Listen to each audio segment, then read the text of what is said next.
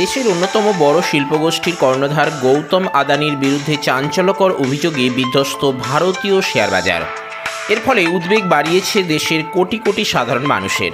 আদানি গোষ্ঠীর বিভিন্ন সংস্থার শেয়ারের গ্রাফ সোজা হু হু করে নিচের দিকে নামছে। তবে সব থেকে বেশি আতঙ্ক বাড়িয়েছে মধ্যবিত্তের ভরসা এলআইসি এবং স্টেট ব্যাংক অফ ইন্ডিয়ার শেয়ারের দরের পতন।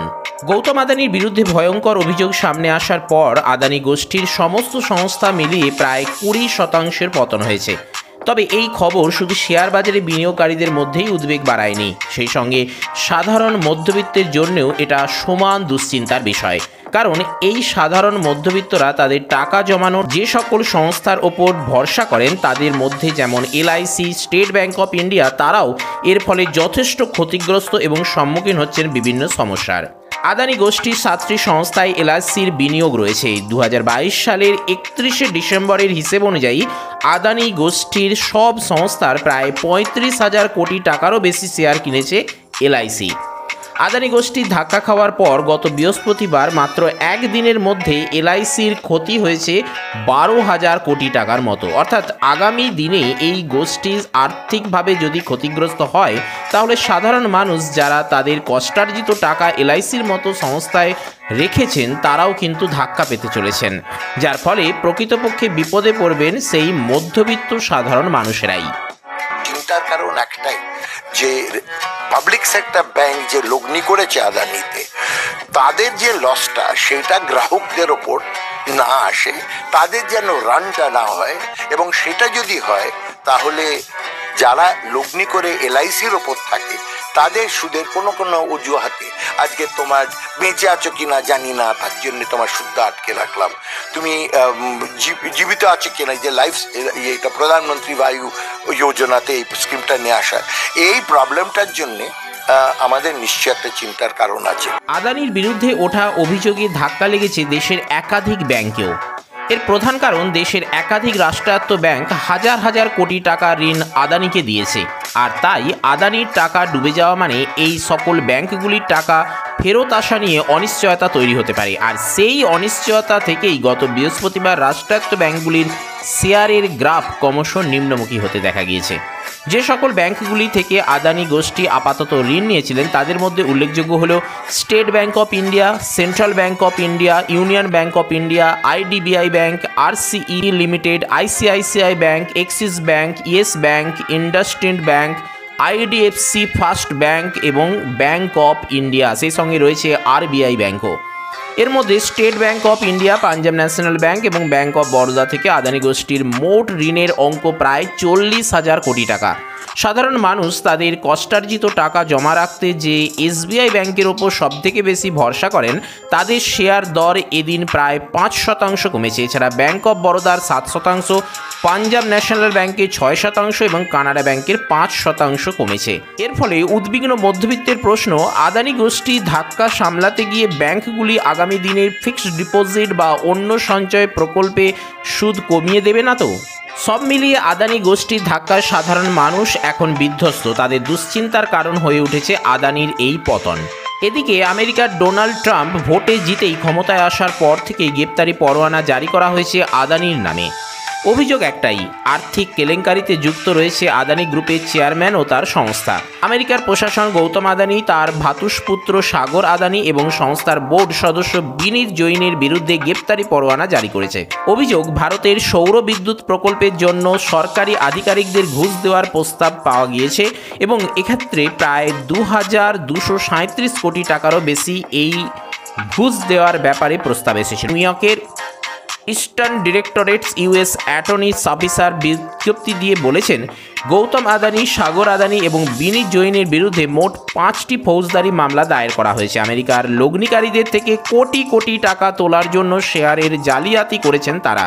তাদের সংস্থার তরফে মিথ্যে প্রতিশ্রুতি এবং বিভ্রান্তিকর বিবৃতি দেওয়া হয়েছে, এমনই একটা অভিযোগ আসছে। এর আগে গত 2022 সালে প্রকাশিত হিন্ডেনবার্গ রিপোর্ট অনুযায়ী আদানি গোষ্ঠীর বিরুদ্ধে শেয়ার দর কারচুপির অভিযোগ ওঠার পর রাতারাতি ওই গোষ্ঠীর বাজার দর ক্রমশই নিম্নমুখী হতে দেখা গিয়েছিল। 19 লক্ষ কোটি টাকা থেকে এসে পৌঁছয় 12.5 লক্ষ কোটি টাকায়। এদিকে আদানি গ্রিন এনার্জি এক বিবৃতি দিয়ে জানাচ্ছেন, আমেরিকার বিচার বিভাগ এবং সিকিউরিটিজ অ্যান্ড এক্সচেঞ্জ কমিশন একটি ফৌজদারি এবং একটি দেওয়ানি মামলা দায়ের করেছেন। যুক্তরাষ্ট্রের নিউ ইয়র্ক জেলা আদালত এই মামলাগুলি দায়ের করা হয়েছে। সেখানে সংস্থার বোর্ড সদস্য গৌতম আদানি এবং সাগর আদানির নামও রয়েছে। বোর্ড সদস্য বিনীত জৈনের বিরুদ্ধে ফৌজদারি অভিযোগ করা হয়েছে। এই অবস্থায় প্রস্তাবিত আমেরিকার ডলার ডিনোমিনেটেড বস্তুগুলির ব্যাপারে অগ্রসর না হওয়ার সিদ্ধান্ত নেওয়া হয়েছে।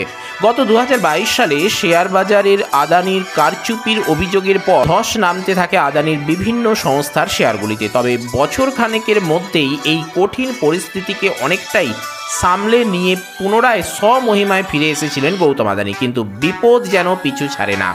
ফলে আরও একবার আর্থিক কেলেঙ্কারি যুক্ত হয়ে গেলেন গৌতম আদানি এবং তার নাম।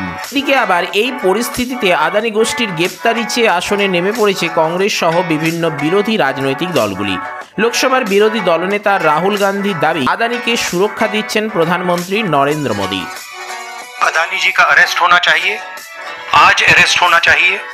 प्रधानमंत्री जी 100% इस व्यक्ति की प्रोटेक्शन कर रहे हैं, बट हम चाहते हैं कि अदानी जी को एकदम अरेस्ट किया जाए। और हम जानते हैं और हम देश को दिखाना चाहते हैं कि अदानी जी की अरेस्ट नहीं होगी, और इसलिए नहीं होगी क्योंकि हिंदुस्तान के प्रधानमंत्री अदानी जी के पीछे। শুধু তাই নয়, বিরোধীরা দাবি করছেন আদানি গোষ্ঠীর অতিরিক্ত লোভের কারণেই বিশ্বের বাজারে নাম খারাপ হচ্ছে ভারতের। अडानी पर जो मामला हुआ है अमेरिका में, और ट्रम्प प्रशासन ने उसका अरेस्ट वारंट उनको अरेस्ट करने के लिए वारंट निकाला। ये देश के लिए, मोदी जी के लिए, पूरे बीजेपी के लिए शर्म की बात है। अडानी की वजह से मोदी जी ने इस देश को एक धब्बा लगाया है। देखिए, बार बार हम लोग ये कहते रहे हैं कि प्रधानमंत्री जी के मित्र गौतम अडानी पूरे दुनिया में। এদিকে ঘুষ কাণ্ডে নাম জড়ানোর খবর প্রকাশ্যে আসতেই তোলপাড় শুরু হয়ে যায় ভারতীয় শেয়ার বাজারেও। এই খবর কানাকানি হতেই 20% পর্যন্ত দাম কমে যায় আদানি এন্টারপ্রাইজ লিমিটেডের শেয়ার। লক্ষ্য করার বিষয়, এই অভিযোগ এড়াতে পারেনি Adani enterprise, Adani energy solution, Adani green energy, Adani total gas সহ একাধিক সংস্থা।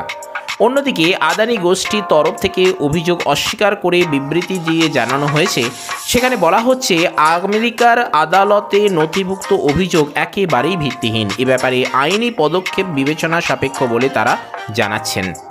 এদিকে আদানি গ্রুপের সঙ্গে বিমানবন্দর জ্বালানি প্রকল্পের চুক্তি বাতিলের ঘোষণা দিলেন কেনিয়ার প্রেসিডেন্ট উইলিয়াম রুটো। তিনি বলেন, আদানি গ্রুপের দুর্নীতির বিষয়ে নিশ্চিত প্রমাণ এবং সেই সঙ্গে বিশ্বাসযোগ্য তথ্য পাওয়া গেলে আদানির বিরুদ্ধে কঠোর থেকে কঠোরতর পদক্ষেপ নেওয়া হবে।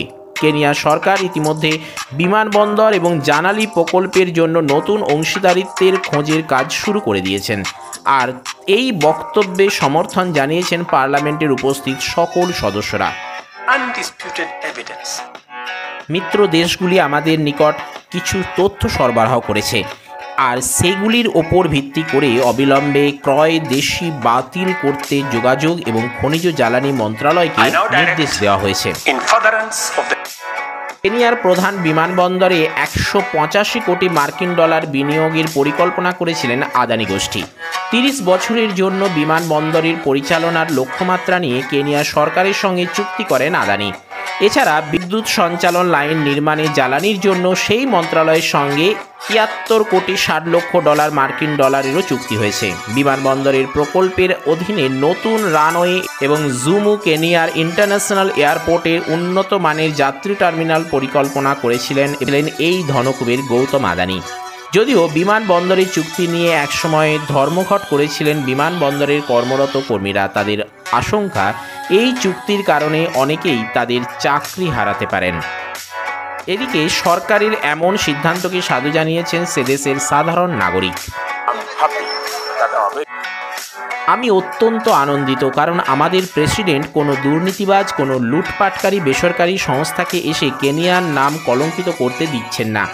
এক্ষেত্রে আমাদের প্রেসিডেন্ট 100% সঠিক সিদ্ধান্ত নিয়েছেন। তো এই হলো গৌতম আদানি এবং তার সংস্থার বর্তমান পরিস্থিতি। আগামী দিনে কি হয় সে ব্যাপারে আমরা নজর রাখবো। এই ব্যাপারে আপনাদেরও কিছু বলার থাকলে নিশ্চিত কমেন্ট বক্সে কমেন্ট করবেন। ভিডিওটি কেমন লাগলো অবশ্যই কমেন্ট করে জানাবেন। ভালো লাগলে লাইক করবেন, প্রয়োজনের সাথে শেয়ার করবেন এবং চ্যানেলে নতুন এসে থাকলে কিংবা পুরনো ক্যান্ডিডেট এখনও পর্যন্ত সাবস্ক্রাইব করে না থাকলে অবশ্যই সাবস্ক্রাইব করে অল নোটিফিকেশানটা অন করুন, কেননা ইন্ডিয়ান পলিটিক্স, রাজ্য রাজনীতি সম্পর্কিত গুরুত্বপূর্ণ তথ্য নিয়মিত আপনারা এখানে পাবেন। তো চলুন আজ আপাতত এ পর্যন্তই। নমো টুডে, দেখা হচ্ছে পরের এপিসোডে। জয় হিন্দ, বন্দে মাতরম।